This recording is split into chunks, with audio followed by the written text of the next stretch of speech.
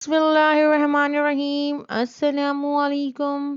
حضرت علامہ شیخ محمد البانی رحمۃ اللہ بیان کرتے ہیں کہ میں مکہ معظمہ میں مجاور تھا۔ ایک دن ایسا آیا کہ کھانے کے لیے کچھ نہ ملا اور میں بھوک سے نڈھال ہو گیا۔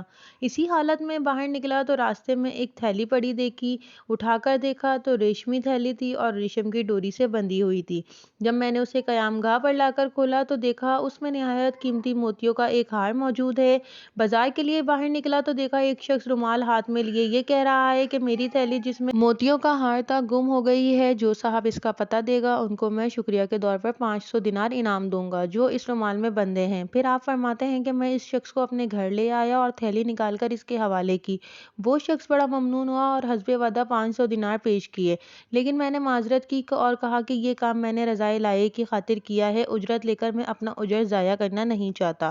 تاہم اس شخص نے ان کو قبول کرنے پر بہت زور دیا، لیکن میں برابر انکار کرتا رہا، یہاں تک کہ وہ تنگ آ کر چلا گیا۔ اس واقعے کے کچھ عرصے بعد میں نے مکہ معظمہ سے رخت سفر باندھا اور ایک سمندری جہاز پر سوار ہو گیا۔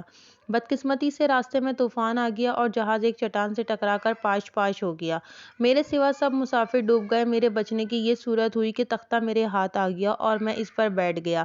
بہتا بہتا ایک جزیرے کے ساحل تک پہنچا۔ حسن اتفاق یہ ہوا کہ اس جزیرے کے باشندے مسلمان تھے۔ وہاں کی مسجد میں ٹھہر گیا۔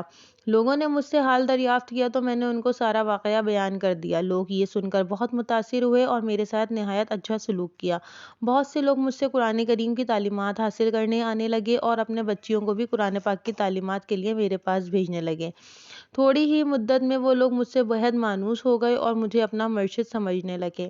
اس کے علاوہ وہ مجھے کافی مالی امداد بھی دیتے تھے اور دوسری کئی قسم کی خدمات کرنے سے بھی گریز نہ کرتے تھے۔ ایک دن انہوں نے آپس میں کچھ مشورہ کیا اور پھر میرے پاس آ کر کہا، ہماری رائے یہ ہے کہ آپ شادی کر لیں اور یہاں مستقل اقامت اختیار کر لیں۔ میں نے کہا، جیسے آپ لوگوں کی خوشی۔ چنانچہ انہوں نے بتایا کہ ہمارے یہاں ایک مالدار یتیم لڑکی ہے۔ ہمارے خیال میں اس کے لیے آپ سے بہتر شوہر ملنا مشکل ہے۔ اگر آپ رضامند ہوں تو اس سے آپ کا نکاح کر دیں۔ میں نے رضامندی کا اظہار کیا اور میرا اس لڑکی سے نکاح ہو گیا۔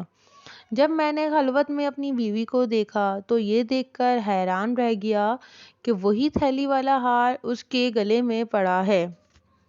دریافت کرنے پر معلوم ہوا کہ یہ لڑکی اس حاجی کی بیٹی تھی جسے میں نے محض اللہ کے لیے ہار واپس کر دیا تھا۔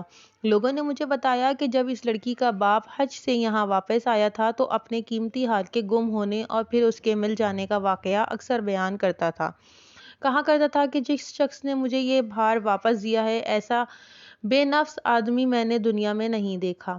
پھر وہ یہ دعا کیا کرتا تھا کہ کاش اس کی مجھ سے یہاں ملاقات ہوتی تو میں اپنی لڑکی کا نکاح اس سے کرتا۔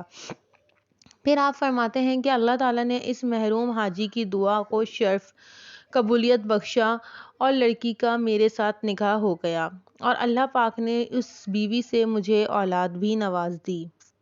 تو بچوں، اس واقعے سے ہمیں کیا سبق ملتا ہے؟ اس واقعے سے ہمیں یہ سبق ملتا ہے کہ سچ ہے، نیکی کا بدلہ ہمیشہ اچھائی سے ہی ملتا ہے اور برائی کا بدلہ ہمیشہ برائی سے ہی ملتا ہے۔ جیسا کہ اس واقعے میں دیانت کا بدلہ کیسا عظیم ملا کہ اللہ تعالیٰ نے دنیا میں ہی دکھا دیا کہ جو امانت دار ہوگا اللہ تعالیٰ غیب سے اس کی مدد فرمائے گا۔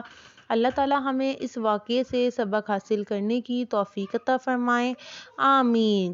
تو کیسی لگی آپ کو یہ کہانی؟ آپ لوگ مجھے ضرور بتائیے گا۔ جزاک اللہ الخیرہ۔